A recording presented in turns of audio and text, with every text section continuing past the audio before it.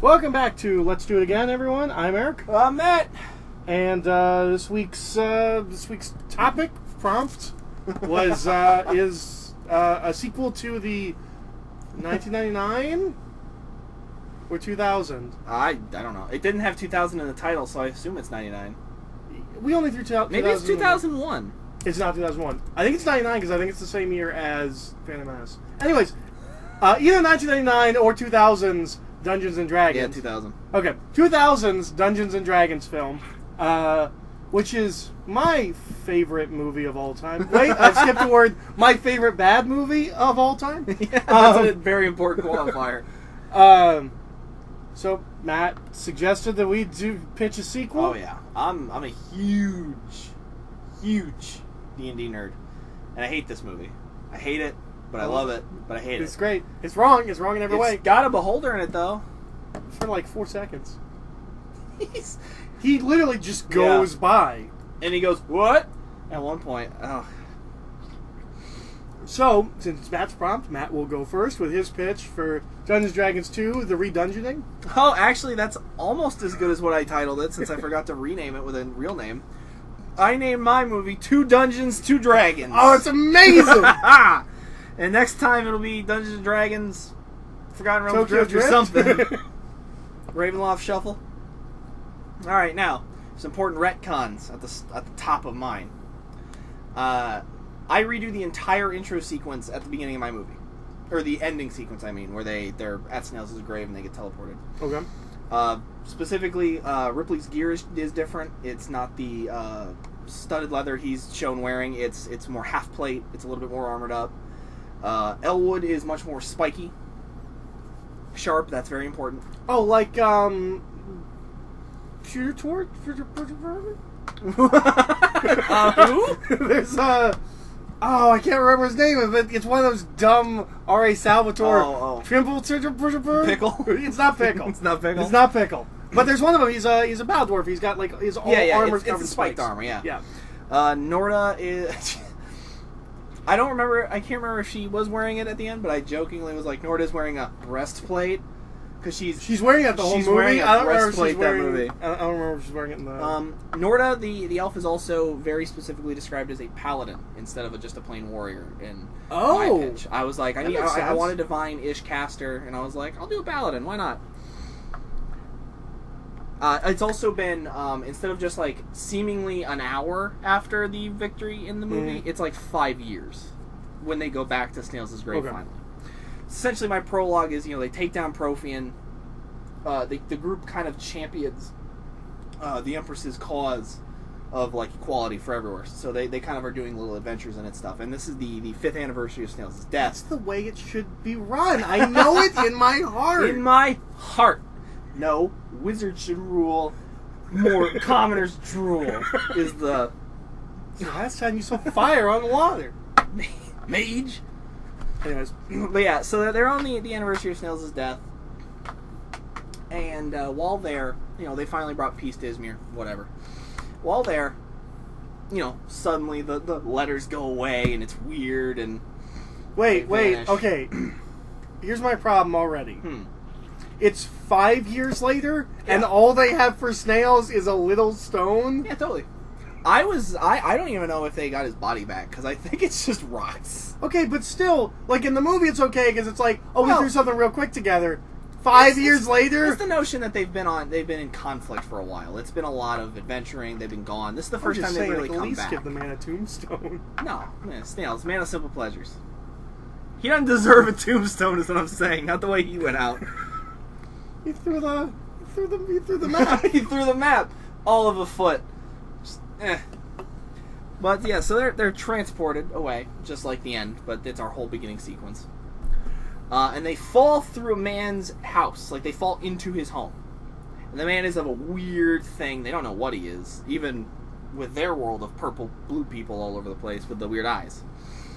So he very specifically, he talks at them, and it's common, but it's weird. It's full of weird slang. He refers to them as Burks, and his house is a kip, and calls them bone boxes, and they don't get him. They're like, okay, so we're sorry, we don't know, we're just trying to find our friend. And then he kicks him out into the street. So they find themselves in this sprawling, weird city. Tons of different creatures, like all over the place. There's, traditional orcs. There's things they've never seen. Githzerai. This is where I just dump monsters because the movie hurt me for not having anything noticeable. So they kind of are starting to look for snails. They kind of wander the city for a while before getting into a bit of a tussle with a gang of beasts who look like ogres but are throwing spells around. So they're like, "What? I don't know what these are." They're Oni for the fandom. They kind of run, they fight, and they find themselves. You should explain what Oni are to our listeners. An Oni in D&D terms is kind of a evil outsider spirit possessing the form of an ogre. So they tend to lead bands of ogres because they have magical power. They come from Chinese, Japanese Oh, mythology? In real mythology, yeah, they're Japanese demons, essentially, evil spirits, and they are hilarious. But these big kind of Oni are messing with them, and they fight, they get away. We see some of their abilities. Did you recast? Oh no, I did not. Oh, you decided not to? I decided to keep everybody the way they were because most everybody looks good now, like really good. I would need the guy who played Ridley to get jacked a little bit, get a little bit more fit, because I statted them. I have their stats like present in my computer. They're all 9th level. I have it all worked out. I know what they can do. That's the entire basis for my pitch, is that I was like, I know what they can do. So they find themselves in a tavern called the Smoldering Corpse, which is a wink, wink, nod, nod to where they are. And they spend. Holocaust? Oh no. So this is where I kind of like they kind of did it in the Warcraft movie, but it was kind of weird, where like it was like, oh wait, no, they're not speaking English, they're speaking Orc. Oh, I But it was a hated that really in the weird, Warcraft like, movie. what is happening? Like, they're like, it was just a weird moment in that cage. So this is literally just a moment where they're sitting in this tavern, like, do you guys hear anything you recognize? And they're like, they do find out Elwood the dwarf can speak Draconic, because he's like, I get what that guy's saying, and like, how do you speak Dragon? And he's like, how do I speak Dragon? And then they're like, wait, who are you? He's Dory? Well, they were like, where are you? Who are you? Like, we've really never had a chance to like talk, like sit down and like know who you are, and he doesn't know. He's just kind of like, I remember being in an army. I remember there were dragons. I remember sitting in garbage, and then... Well, he's like he's like something, his clan and family were all like dead. Like, he remembers this. Like, it was a big thing, and then he went and served in the military. But he was just like, he's like, I don't know. It's been like 100 years of nothing but fighting and drinking, so I have no idea. He's just been an old drunk. He doesn't know. So, if I ain't drinking, you ain't shopping. yeah, exactly. So the next day they're wandering the town, once again trying to avoid any more confrontations with clearly larger beasts. And they meet these weird floating people with like gold skin. They got ram's horns, big white fiery hair. But whenever they talk to them, these creatures speak in like weird shapes and lettering popping up above them, and they're just like what? Speech bubbles? No. Well, it's lettering in the air, but like sometimes there'll just be a cone or a rhombus like popping up too, and weird Are they in the eyes. Sims world? No. Although they could be. So they're just like, what? And then, the ogres show up, the Oni show up again, and then before the fight really can break out, Snails pops up. Boom, what's up, Snails? And he drives the Oni away with just his reputation. Oh. Like, you guys don't mess with them, they're with me. And then the Oni are like, whatever, Snails. And then they're like, Snails! Really apologizes, I'm sorry. And they're like, how are you alive? And he's like, I guess I just must have made the right friends or something. So, they think they can just go home. Quest over. Yeah, they got snails. But Levels. Snails is like, that's not how it works here. You're in Sigil. City of Doors. Every doorway here is a portal to somewhere. And every portal has a key that is anything. And they're like, well, how do we get here? And it's like, well, that's, that was part of my trick getting here is that portal is tied to, if you're at somebody's tombstone holding an object that was close to them and you have a feeling of longing, you can slip over here. It's like, so we can't just go back. That seems really dangerous. Exactly. That seems like lots of people would end up over here. And they're like, what is this place? And he's like, well, this is kind of Outworld's at the bottom. This is everything above us. And this place specifically is a big hub. Like, we can't just go back. So they're like, yikes, you know? Yoinks, y'all. And they start asking him that night, like, what happened? And he's like, well, I died, I kind of wandered around my spirit, and I kind of wandered around the Outlands here, and kind of I can't get home, though. I could never find my way back, so I kind of tried to get a hold of you guys. So, like, wow, okay. So that's the next step is, like, well, how do we get home? And he's just kind of like, well, I know a map. It's in the city. I need you guys to help me get it. It maps, not all of them, a lot of them, though. A lot of these portals. One of them has to be Izmir, right? I mean, it has to be. So they quickly heist this map, and they kind of do, like, a nice little thing to get it. Just then, Oni Yang jumps them. They want this, too. Or mostly they want to mess with them. Take what they want. Because they're tired of getting insulted by these newcomers. So the fight is on. They're fighting. Everybody's showing off their stuff. I get to show off, Marina do actual magic this time. I keep her bag of, like, powder, which was, like, their only component that they wanted to do. I actually make that her arcane focus as per the 5th edition rules. So as long as she has it, it's a replacement for components. It's actually a plot point, too, coming up. So they're fighting, and then Ridley is about to get hurt at one point, and Snails blasts an Oni with just this infernal firebolt. And they're just like, whoa, where'd you get this? And he's like, you pick up a few things when you have to run around like this. It's fine, don't worry about it. I can do this. I can do things. So, like, eesh. The mat case is eventually knocked to the ground, rolling away towards a woman. And when the crowd of people who are watching this fun little fight see that it rolled over this woman, they run. This crowd runs. The Oni leader is just kind of like, I don't care, and he goes to grab it and shoving the lady out of the way, who turns and is this really tall, very ornate robes, headdress made of swords. And Ridley's like, I gotta get the map, and Snail's like, no, hold on.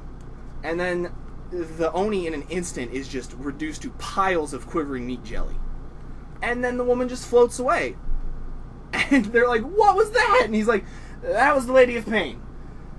Who is it? She kind of runs this place. Maybe. We don't know. She could have just been here this whole time. And they're like, okay, Snails, where are we? And he's like, again, I told you, this is just the central hub of all the different worlds that are possible. And it's just, she's terrifying.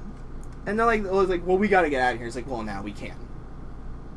Unfortunately, the map has no portal to Izmir. Izmir seems to be like a backwater, like nobody knows about it really. Which is fine, plenty of places are backwaters. So Snails is like, well, there's a way. There's a possible way. We could use this map though to find our we could use this map to find our way to other outer planes. All outer planes are connected to lower planes through some way, and there's certain gods out there that could help us. And they're like, what are gods? What? Like, oh, they're like really powerful mages, but not really. Because that's something in the first movie. And once again, they're in charge. Yeah, and that's another thing in the first movie. There's no religion other than magic. There's a little bit of skit. There's one line that I like zeroed in on that ends up in my pitch. There's no real like pantheons. Yeah. So it's like, okay, weird. Which is important in my pitch, that there's really no religion. So they're like, alright, let's go. So they need to get to the Outlands. Problem is, Sigil is this strange city floating on top of an endless mountain. You can't just walk down it. So like, well, we need to be able to get out of here, like fly. So they eventually bribe a Sphinx by Marina explaining the secret of component powder. This is where I kind of bring in that the idea of that powder is it's supposed to be this thing they were making to make it so even low-level wizards could just magic. It's almost like all your components you could possibly need into a efficient powder. Mm. And I was like, that'll be a nice little throwaway explanation for her really lame, cheap excuse for magic. So they set out. They fly on the Sphinx. What are you talking about? Everyone that made that movie loved D&D. Everybody. And they strived to make it as accurate as possible. Oh, God. No, we saw accurate as possible. And it's the next two, which... Yeah. So, they find their way through Outland, which is kind of just this sprawling nothing, and they're looking for what is referred to as a gate town, which Snails would be like, gate town's kind of a place centered on a fixed portal to an outer plane. And they're like, alright, cool. So he takes them to one that he thinks will help them. And they head in. It's a really boring town. Everything's just kind of working. Everything's just working the way it should, and, you know, they're just whatever. So they pass through the portal, and they find themselves into the plane of Mechanus, which is where, like, the Modrons, the little clockwork people come from. It's just a huge, there's gears, and it's just a place of pure law and order. They're like, alright, split up, find some information. And they're like, cool. Ridley's like, are you sure about that, Snails? You know, because he's like, last time we split up, you got deaded. And he's like, come on, Ridley. I'm main character right now. So, while Snails is alone, he's contacted by something. And is like, you need to hurry up. And you got your friends here. I helped you get your friends here. You need to get the artifacts I asked you to get me. And he's like, I'm going to get them. I'm going to get them. And then, you know, and then I can go home. And he's like, of course you can go home. Fine. So while they're doing this, they're really not finding any way out. And then Snails brings the hammer down on them by stealing this, like, crystalline gear. And they have to fight their way out before tumbling out through the gate town and finding their way back to the Outlands. And like, what happened? Why did you do that? You know, why would you get us screwed over like this? And then Snails is like, alright, listen. When I died, I didn't end up anywhere nice. I got sent to bad places. So I did what I had to. I made deals with people, and now I owe people big time. And they're like, what do you mean? He's like, well, that's why I can do magic, and that's why all this, and it's the only reason I know any of this stuff is because I made some deals. And they're like, so, like, what? And then he's like, well, we need to gather these ingredients so I can go back. They'll let my soul go if I can do this. I'm essentially dropping that Snails is a 6th level warlock on top of 3 levels of rogue. Of course. Which I thought would be awesome. It is awesome. Shut up. Don't give me that face. I was even looking at you when you said that. Exactly. So they're like, really? And it's like, yeah, well, like, I gotta do it. And Ridley's like, come on, we gotta help Snails. Sure, it's just Snails, you know? So, you know, they finally, they relent, and they're like, fine, we'll help him. You know, fine.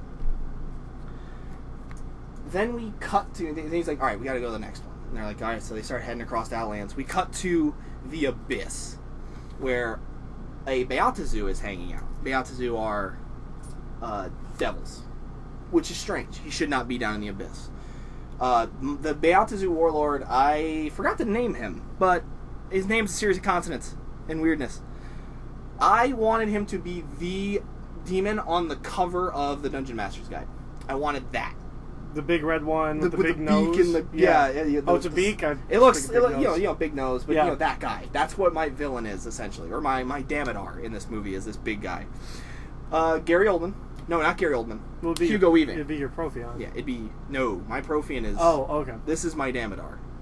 It's not Gary Oldman. I wrote Gary Oldman. It's not Gary Oldman. It is Hugo Weaving. I just wanted him to be able to be a big, dumb monster. Not dumb, but a big monster. And he's revealed to be the fiend that is Snails' patron. He's giving Snails magic to get this plan done. In walks Vecna, the god of undeath, from several settings. Well, I think it's originally Greyhawk. You know, he's basically a lich, one eye, one hand missing. Ralph Fiennes. Done. I want 2 actors who are just going to eat scenery at each other all the time. So they discuss progress of Snails, this plan, and they kind of explain their plan that they are trying to almost siphon Hell's collection of souls.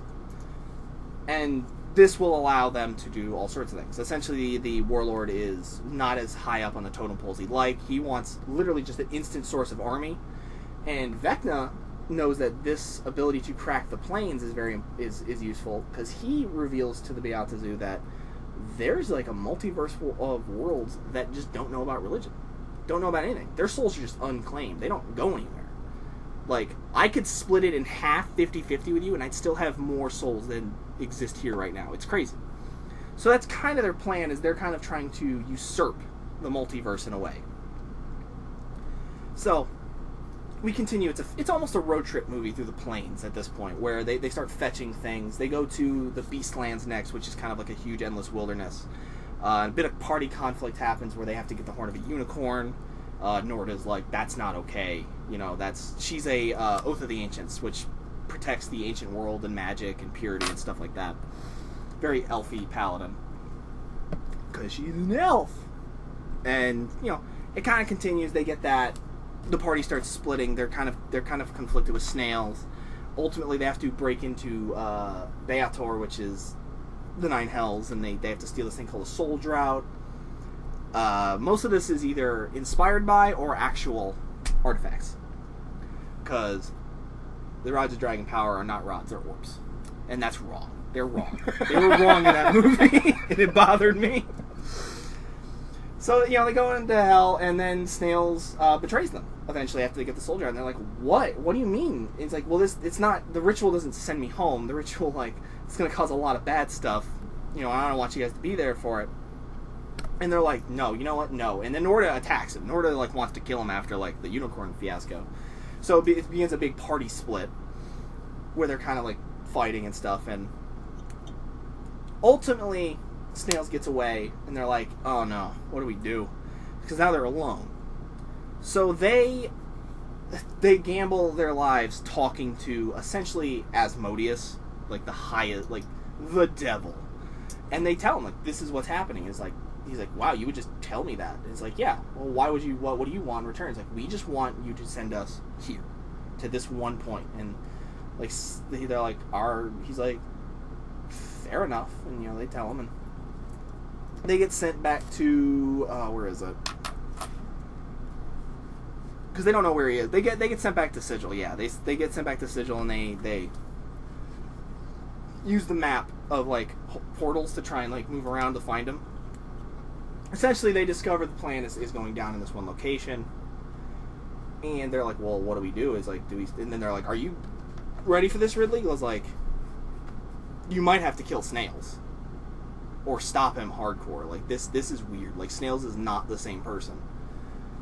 And he's like, I don't know. I love Snails. I love him. He's my boy. He's my best friend, my boy, Snails. You're my boy, Snails! He's so his boy, and he's so in love with Snails in that movie. So it's like, I don't know. And, you know, they're all like, we'll be with you when you do it. So they gather kind of a little bit of a ragtag group, I would say, of people as they kind of portal hop around, you know, explaining things to people. They apologize. They go to the Mechanist and they're like, this is what's happening. You know, they go here, they go, this is what's happening. And they're like, all right. So they kind of like siege this building. Or before they siege the building, Vecna essentially makes himself known to the party. And they're fighting a god in this one moment where it's just like, what do we do? And they find out, you know, Snails kind of like ratted on them a little bit where he was. So you get to be Vecna. We get a whole bit of Ralph Fiennes being another Voldemort, except without a hand. So he's like waving a number around. And they retreat into Sigil. They retreat back to the portal, and Vecna can't follow them. And that's when they realize, wow, like Vecna, why can't Vecna follow us? And they're like, well, no god can come in here. Nobody. And they're like, why? And then they're like, the Lady of Pain. Like, she's that powerful? We don't know. You know, they're just like, we don't know. Just don't go near. So they're like, huh. Okay. So, stage set, front of battle. They know about Vecna. They know the plan, kinda, and they siege the tower. I hit the what is it? The when we did Page Master, I hit the road trip problem where it just became locations and fetching, and I was like, zoinks, Scoob. But so, you know, they set the stage. Big battle. Not much I can really say. It's a big battle. We have all these emotions. Norda would be battling losing her paladin powers occasionally here at this point because she literally had to help murder a unicorn, and she's like really upset about it. So they're fighting. They fight the big guy, who's like, he just, you know, he sends Snails off at. He basically says to Snails, go do this, and Ridley breaks from the battle to go chase Snails. Everybody else is left fighting the demon. And Vecna's doing the dark ritual. So the demon in his, I keep saying demon, devil. He's a devil. There is a difference in Dungeons There and is Dragons. a huge difference between demons and devils. He is not a Tanari, he is a Beatazu. So, they're fighting it. Norda eventually sacrifices herself to kill him. Well, not kill him, but, like, stop him. Oh, I'm reading this wrong. She stops the ritual. Like, eventually the demon is subdued, knocked over, and Norda sacrifices herself to kind of purify this whole thing. And just so... It's kind of... Just kind of D&D magic-y. She turns, like, this, like, horrible, like, drill, like, soul-sucking funnel into just kind of this tree. Just converts all life to positive energy. She's gone. She dissipates. And it's kind of like, oh, Norda, no. You know, she paladins out, like, hardcore. Smash cut to Ridley, who's still distracted by snails, and it's just snails, you know, magic, magic, magic. I have all these spells and dark, evil power. Because it's... I could see snails saying, magic, magic, magic. I actually missed it. It's a tiny little note, but there's a moment where both Marina and Norda bring it up to Ridley, like, yeah, Snail says magic, but that's weird. Like, I don't know what that magic is, and it's really foul. Warlock. So, I have this image because Snails has Pact of the Blade, which allows him to summon a weapon, essentially, and he uses a physical knife, like sacrificial demonic knife, and then he summons a spiritual knife, and he kind of like 2-knife fights. I just have this thing of him hitting Ridley with darkness, because Snails has, it's another Warlock trait in the book, where he can just see in magical darkness, and so it's just Ridley in a sphere of darkness while Snails sneak attacks him as much as he can, and just leaves Ridley in a puddle of blood. It can't kill him because he's like, listen, I don't want to do this. This is just what I have to do for me. I have to do this for me. Because he's Snails and he's a jerk. He's a weasel in that movie and he screws him over so much. So, he's like, and then the plan fails and Snails gets away and infuriated Vecna is just like, hey, I'll be back. This ain't the last time you've seen Ralph Fiennes in a movie. I'm coming back. I'm setting sequels up, by the way. I have that too. Yeah, I actually have a weird... So, he's like, I'll be back! You know, he bails, and then Ridley is all wounded, and then the Beatazu starts chasing them. He's not dead. So it's just, Hugo Weaving screaming, roaring, smashing his way down. And Ridley kills him by using what he knows about everything else, and they retreat into Sigil. And they're like, why Sigil? And he's like, trust me. So they run into Sigil, they're evading him, he's like blowing houses apart. He leads them over to those golden dudes from before, and the Beatazu grabs one and is like, where are they? Where are they? And they're just like little like textures, and they're like pleading with him to stop bullying this. They're called Debus, by the way. The Debus. And people are like, you need to not do that. And he's like, who cares? Who cares about this? Who cares about you? And then everybody runs. And the Lady of Pain shows up and just destroys him. Just dead. And, Ridley is like, she stops, she's floating away. Ridley and her kind of have a weird moment. And he's like, thank you, I was hoping you'd do that. And, there's a moment where everybody's like, because she stops, and then she just keeps going, and it's like, oh no, okay, whew. Lady of Pain. So, they're left in this kind of, they basically, like, bail on Sigil. They're like, alright, great. And they go to, Bytopia, which is, where the Greek pantheon lives. So I get a lot of fun, like, there's Zeus, and there's this guy, and they're hanging out healing, and they restore, Norda to life. Although she, pledges her service as a planar guardian to the Beastlands. She kind of becomes sort of an angel, in a way. And they're like, good on you. And then they meet some legendary dwarves. Who are like, Elwood. And he's like, I don't know you. And revealing Elwood is in fact a battle rager from Forgotten Realms. That after this big war, he couldn't deal with it, and he ended up in Planescape, and then eventually ended up in Izmir, and he's like... Winter? Is that the battle rager? So he's a battle rager, and he's stabbed as a battle rager, level 9 battle rager, and he's just spiked armor smashing into people. And they're like, wow. And he's like, do you want to come home? Like, he's like, I wouldn't even recognize it. And they're like, yeah, but still. And he's like, I guess. And so it's just Marina and Ridley, and they're kind of like, so what happens now? And all these like kind of people they've met over the adventure, which are kind of just collections of various weird planar concepts. I worked the factions in, but I didn't want to write too heavily on the factions of Planescape because, oh my god, it would just be me sitting here going, and then the Anarchs, and then this. I already got too heavy on that in the beginning. Thimbledorf Pwint. Thimbledorf. Pwint. So, they're like, what happens now? They're like, well, Vecna's planning something, and it's really scary, like clearly already a bad thing. So I guess we're just gonna have to get ready for that. And he's like, do you guys want to return home now? And Ridley's like, I can't. Snails is still out there. I gotta get him back. I gotta bring Snails back.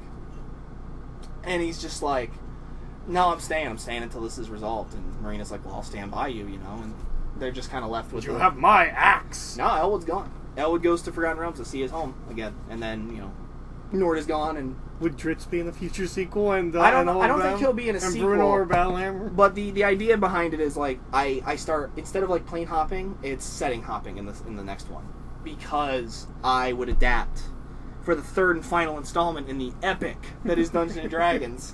I would adapt the Die Vecna Die storyline from 2nd edition, where Vecna does a very similar idea to what I was doing. But it's actually why 2nd edition and 3rd edition have different rules. Because the ending thing is like literally the rules being rewritten. Like magic starts working differently, and history has changed, and gods disappear and reappear. But that's kind of the only real thing I think I could do. Big fetch quest. Because we talked about the idea that like we don't want to. I didn't want to make a good D&D movie. I wanted to make I at least wanted to make an earnest, serious sequel to this one, to the old one, that kept the characters, kept kind of their gimmicks. I'm a big dumb dwarf. I'm Snails. I'm selfish. But giving them a little bit more range. Make Elwood a little bit more sad, because Elwood's kind of just drunk in that movie. And then opening up to a sequel where I could do something big and epic, and this opens the door for. I also felt like this was the Guardians of the Galaxy move of like, I'll do the weird thing, and then everything else is normal choices. Like, if anybody wanted to make a Ravenloft movie after this, doors open, guys. Everything's done. That's my essential pitch for a sequel to that movie. Okay, mine is much the same in that, because we talked about this, like, doing a sequel to a bad movie, like my brain says, like, you want to like keep in tone. Mm-hmm. Like, I don't want the sequel to Dungeons and Dragons to be Return of the King. Yeah. Also, it is distinctly a setup for future films. It's actually a setup for 5 films. Well, 3 films. It'll be 5. It's a 5-film epic.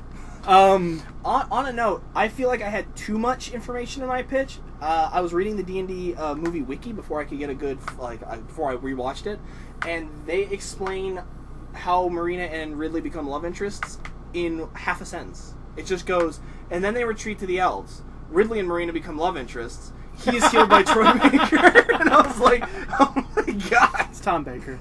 Yeah, Troy Baker's Who's Troy Baker? He's a voice actor. Oh yeah. He did the Joker in Arkham Origins. Yeah, Tom Baker is the Doctor. The Doctor. The fourth Doctor. He's the most famous. He's the only Doctor to show up on The Simpsons. Wow. Yeah. Because when we aired Doctor Who in America, we just aired Tom Baker episodes forever. Well, I mean, he was there for 7 years. Anyways. Oh my god. He's the longest running Doctor. Wow. You think he'd get tired after a while? He did, and he kept threatening to quit. Well, because he was running. He's the longest running Doctor. You're so funny. Anyways. Good. I tried. So, part of this is, I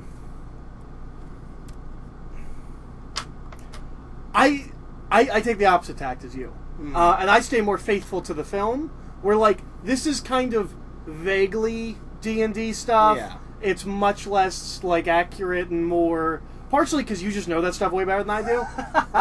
Like, there was literally a point where I was like, well, I'm gonna look at the Monster Manual and make my things line up, and I was like, I don't care. Yeah. The people that made this movie didn't care. I did. I can't not care.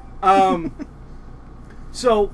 I just have Dungeons and Dragons. I also skipped all that, but like a lot of my notes is like, and then they fight, and then this thing is present because it makes perfect sense, Mine's just Dungeons and Dragons 2. Legend of Curly's Gold. Mine has 2 number 2s in it. Mine's I know. sequel. It's good. It's good. And eventually you'll get to like 7 dungeons and like 6 dragons, 7 dungeons. Then just Dungeon and Dragon.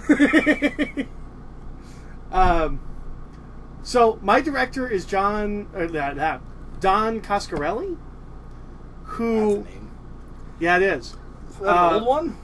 Is he an old one? What is that guy? What has he done? Don Coscarelli, is probably best well known for the Phantasm series. Oh! He also did I Beastmaster. really like those movies. He also did Beastmaster, Bubba Hotep, and John Dies at the End. So, really out there trippy stuff. Yeah, yeah. I pick him as well for mine. Or Guillermo del Toro, because I think he'd rock Planescape real hard. Oh, absolutely. So I open on the ending of the last movie. Yeah. It's the exact same scene, except everyone's been recast. I can't wait for this. Ridley is Casey Affleck. Nice. Marina is Jewel State, who is oh no, I forgot her name. The engineer chick on Firefly. Oh, Kaylee. Kaylee, yeah, that's Kaylee. So She'd be good, yeah. yeah. It's a good one. Kaylee's Marina. Norda, okay, my pitch works off the assumption that this comes out in 2002. Yeah, Like it is right after. So this get is actually possible, which is Norda is Rosario Dawson, She'd be better at that, yeah. and Elwood is the same. Of course. So good. So my pitch comes from just a joke that I have in my head for, like, we have this big magical, and there's that score like da-na-na-na, and like they go up, and then they wake up in a forest being chased by werewolves. Oh! Because I think it's funny to be like, we have this big mystic thing, and then you're in Ravenloft. It's not Ravenloft. I was gonna be like, it's the Ravenloft It's movie. Ravenloft adjacent. One, because I don't actually know Ravenloft that well. There hasn't been Ravenloft material for as long as... There hasn't been new Ravenloft material for as long as I've been playing. Except for...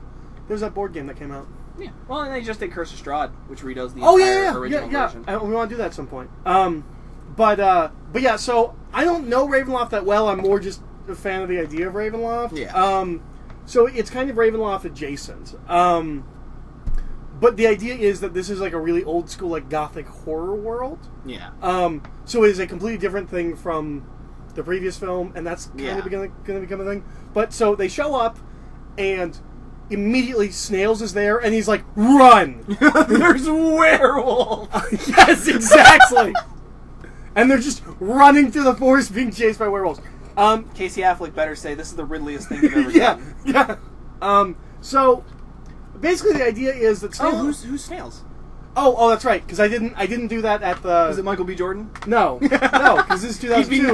Michael B. Jordan will be a baby. Okay, so I picked my favorite Wayans brother to replace. It's Damian Wayans, who I'm only a fan of because Last Boy Scout. That's an awkward, family get together. It's a fun family. Oh, what's your new movie? Oh, I'm playing Snails. I'm playing Snails in D&D, but I was Snails, bro. Sorry. They wanted the best Wayans. That's the only Wayans, in my opinion. So yeah, Damian Wayans is still riding that Major Payne money. I got a sitcom. Ow! He had a sitcom. Wife and Kids, something like that. My Wife and Kids. My Wife and Kids. I saw too many episodes of that show. One. That's what you do when you're on vacation and you only have TV and they're running a My Wife and Kids marathon. you just watch expert.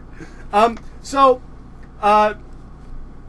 Basically we kind of find out that time moves slightly differently here. So while it's probably been a couple of days in Izmir, here, which it was a lucky guess. I didn't remember the D&D Horror Movies world name.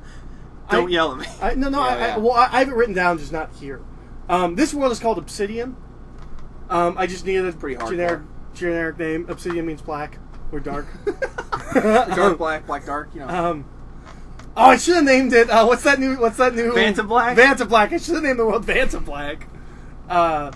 So, anyways, basically time moves slightly differently here. So Snails has only been here for a couple hours. Yeah. And he's been being hunted by these werewolves and like hiding. And so then they show up and he's like, "Where have you all been? And what's going on? What took you so long?" So they're chased to the forest to a big gothic castle. It's probably lightning. They're greeted at the door by like a big hulking, like Igor-esque character. So kind of like somewhere between Igor and Mr. Hyde. Yeah. Like he's big and scary, but he's kind of hunched over and he's got a hump.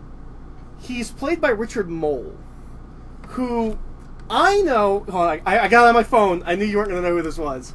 I know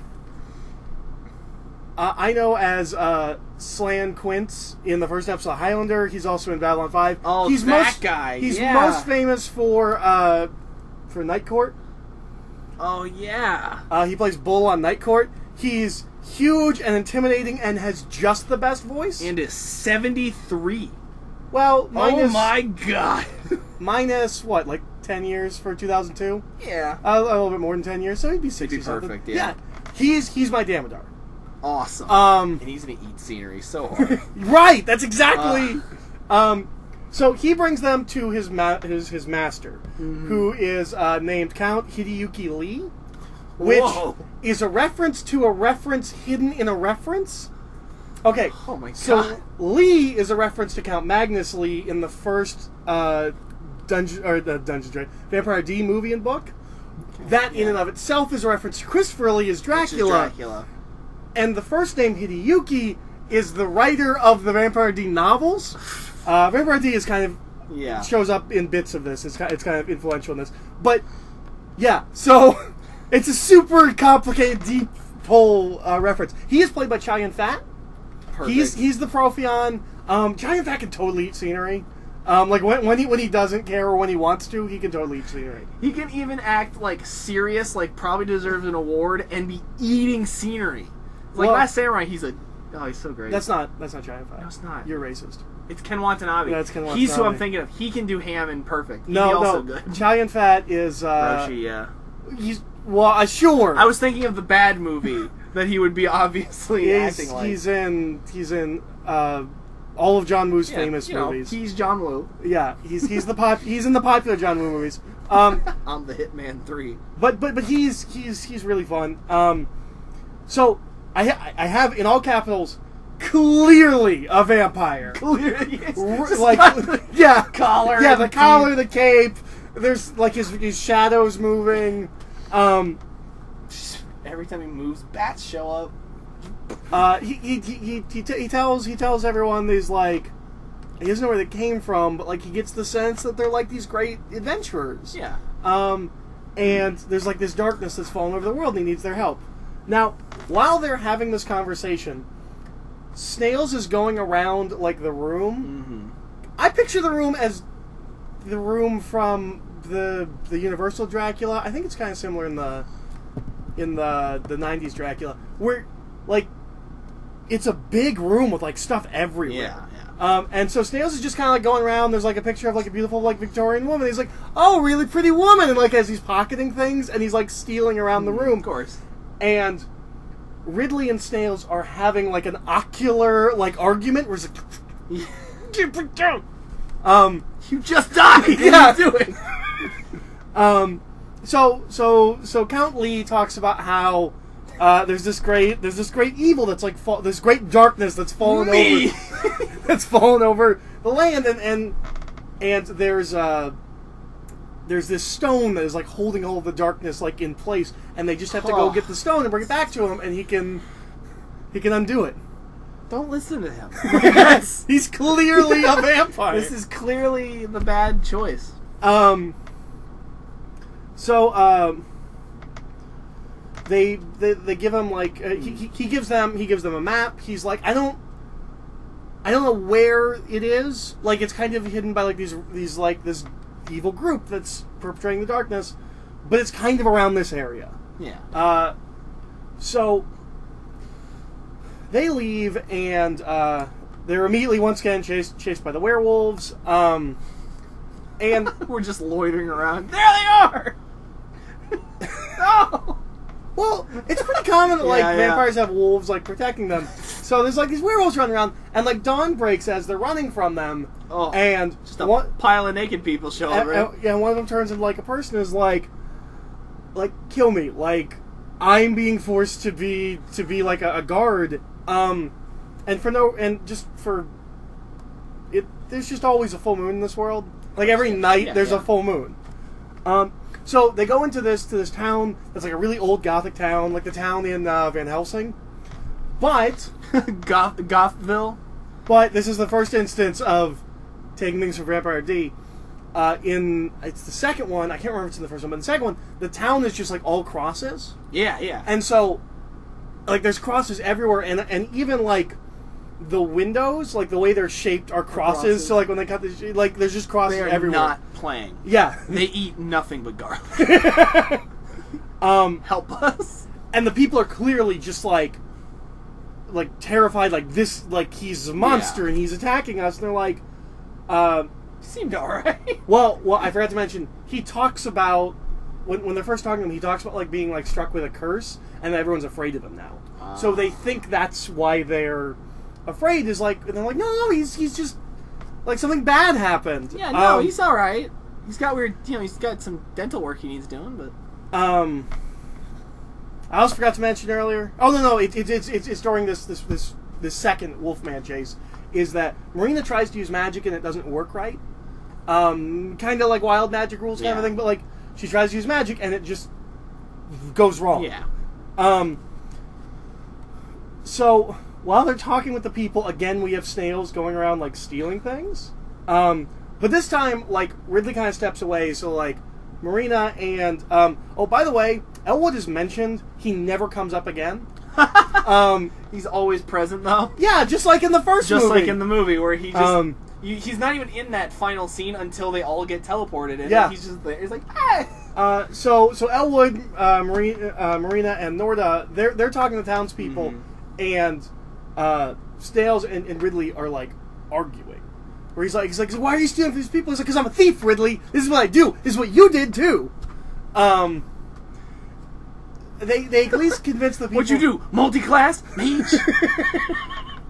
So, they at least convince the people to let him stay in the inn, which is already suspicious to the people because they showed up at night and now it's daytime and they're asking to go to the inn. But just burn that house down, right? They're just like, well, yes. So before they go to sleep, Marina's trying to like practice doing her magic, and it burns the inn down. And everyone just assumes, like, well, they're agents of you're clearly Dracula. Yeah, you're clearly working for this vampire. And so they go on the run, and everybody thinks that they're working for Count Lee.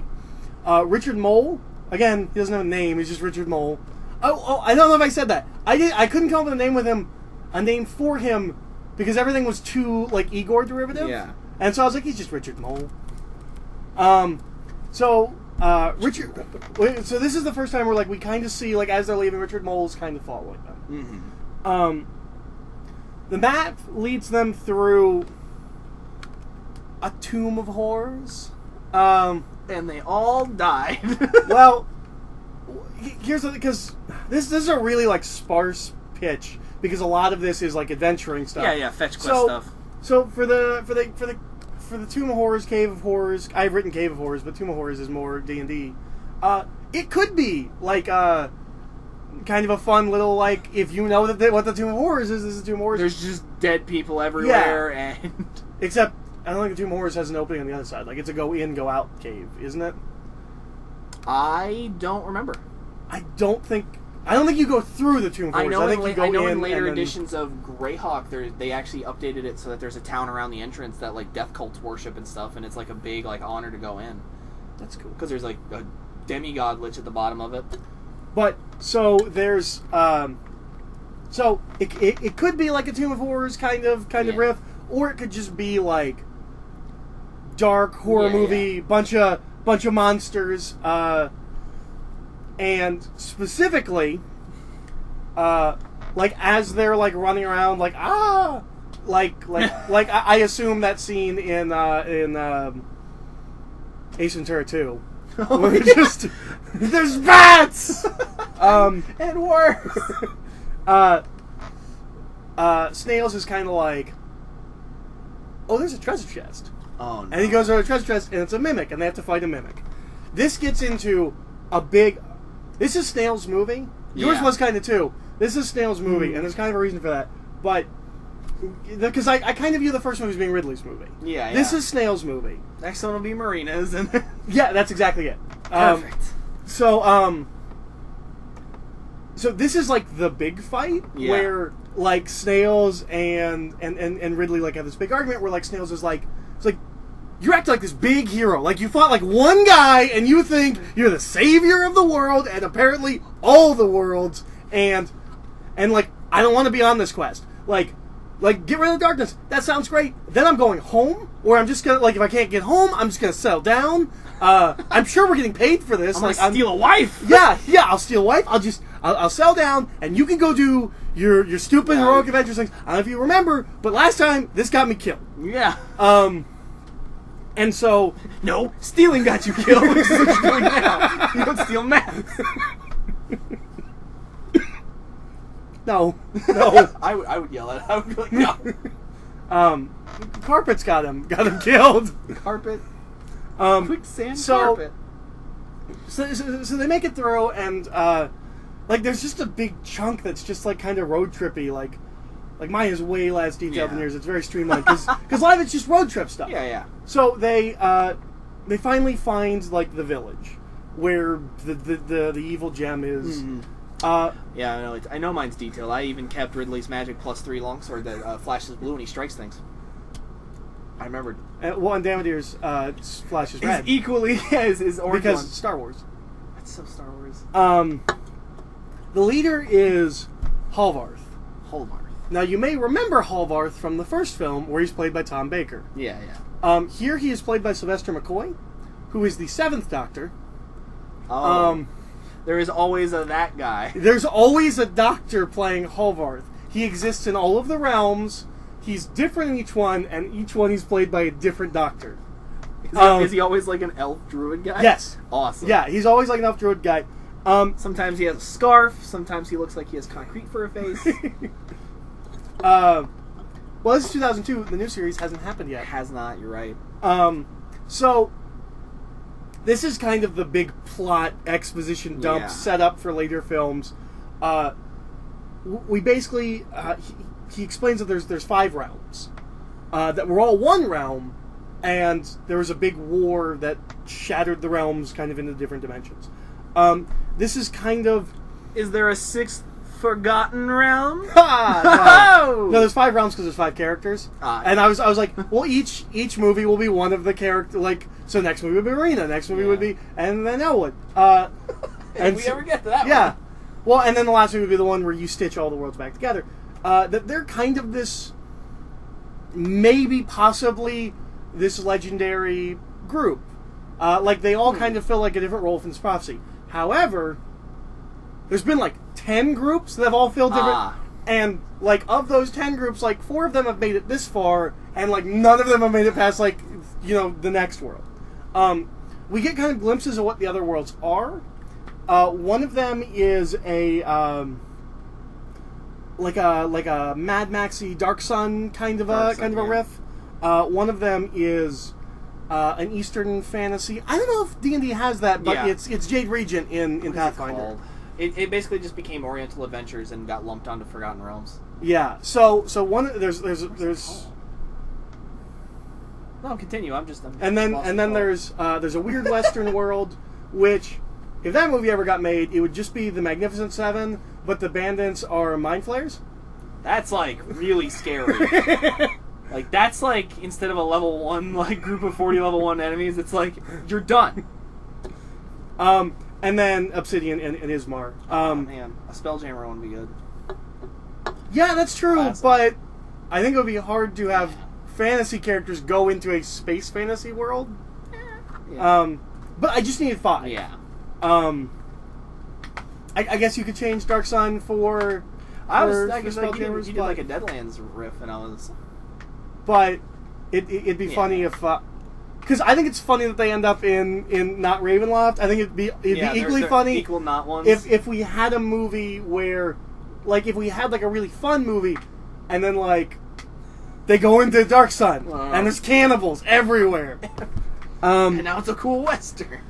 The Halvarth kind of shows Marina how to do because he makes this big deal out of in the first film out of you use magic. Yeah. We are a part of it. So she kind of has a class realignment from wizard to like kind of cleric druid, kind of a much more natural. Yeah. And that this kind of magic works across all the realms. The rules of standard using magic will change from world to world, Yeah. and that's why it's so weird if she uses kind of this naturalistic let magic guide her. So she kind of switches classes a little bit. It's the Force. She's Yeah. using the Force. Yeah, exactly.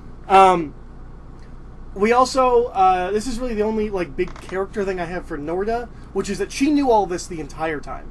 Yeah.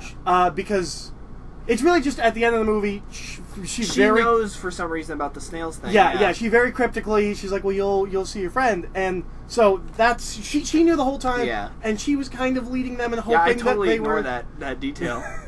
she's kind of leading them and hoping that they were, It's these gonna big work out. these big legendary heroes. And I like the idea of a prophecy that is almost fulfilled a bunch. Like, Yeah. it's a vague enough assortment of people that this could be the people, or this could not be. And if the movie series ever got canceled, well, they're just not the chosen ones. Yeah, obviously. So then he takes them to, like, where the Dark Crystal is.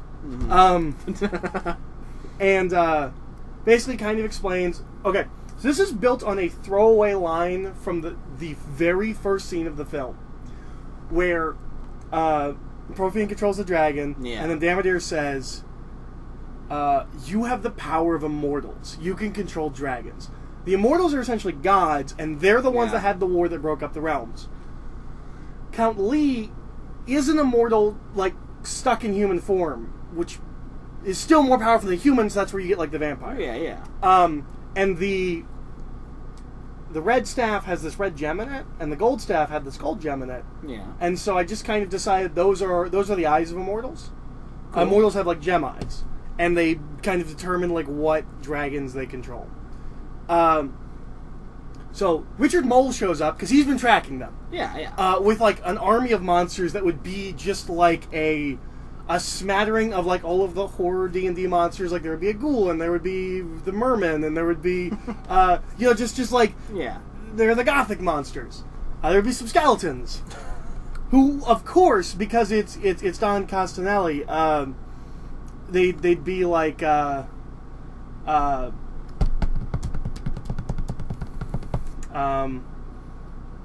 can't think of what his name is. Big special effects guy. He did the stop motion effects. Oh my God. The skeletons would, of course, be like Harryhausen. Yeah.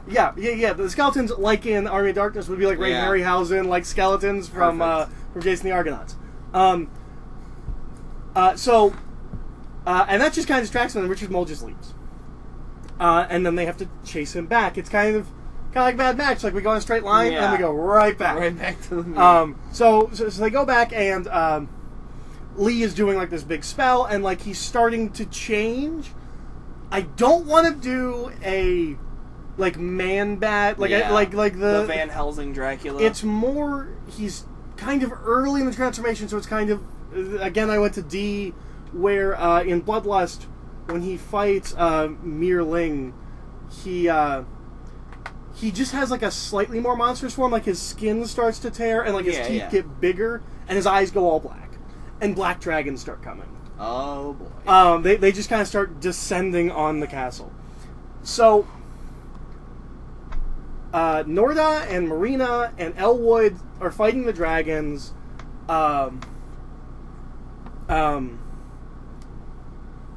Ridley is fighting Richard Mole. Yeah. And this is kind of like Ridley's... Because he sucks fighting Damodar. Yeah. This is kind of he's actually getting better and like a real sword fight. And fight between him and the Heavy. And Elwood is just kind of being cool, like fighting dragons. Like, of course. Marina and Norda are just kind of, doing magic stuff. But this leaves like this transforming count and snails. Oh, good. And basically it would be like kind of a scuffle, maybe even comedic because it's snails. Yeah. But essentially, Snails would like realize that like he's worth more than he thinks he is. Like maybe Snails kind of has a little bit of depression and self-image Aw. issues, and so he's like, "Well, I'm a thief. Like that's all I'm good for. Like I can't do anything else." Maybe that would be earlier in the conversation where they have the argument where it's Yeah. like, "Well, you could be more." He's like, "No, I can't. So this is all I can be, Ridley. This is all I am." And so he uses sleight of hand to put a stake in Count Lee's heart and kills him. Marina has kind of like a big. Like Dark Phoenix moment where like she really gets like, oh, this is how magic works, and is able to push the dragons back. So they kind of it's just kind of end the movie. Like I don't really have anything except that like something Stargate, they go to the next realm. Yeah. Like nobody has to die, but like they go to the next realm because they have to travel through all 5 realms to unite the realms. And I would figure out why and how in later films, like what happened in the first 2 films are important for bringing them around. Like I figured out all that later. But they land in the next realm. They look around. They're like, "Well, we're in a forest again, but this forest looks like way nicer, and like maybe this won't be so bad." And then there's like a kung fu dude throwing spells, and like an oni, like a demon, like it's just a kung fu fight, and then credits. So that's my pitch for it. It goes away from the traditional fantasy thing and goes more for like a gothic horror thing, but that's fine. I went really hard. I was like, I want like a Planescape movie. So next week. Oh boy, you keep warning me that this is gonna ruin my life. Well, it's not the pitch. The pitch will be fun. The homework is going to ruin your life. Man. But there's a way that might make the homework a little bit more palatable. Okay, so the pitch is Transformers 5. Which means that for homework we have to watch 4 Transformers movies. Now, man, I came up with a way to kind of maybe make that more enjoyable. So we're racing against The Last Night, essentially. Well, not racing. It'll be in 2 weeks. I don't think The Last Night comes out. Is that out out right now? No! Oh. Our pitch will be out in we'll 2 be weeks. I was going to say, like, what happened? The Last Night is next year. But I thought it'd be fun to make them watchable if we watched them together and did commentaries. That'd be fun. I figured maybe we could do like 2 one night and 2 another night, or 1. Like I feel like it would be harder to get to do 4 days, but those movies are like decades long. All in one night. Let's do it. I would be down for that. At some point. It'd be done. But so.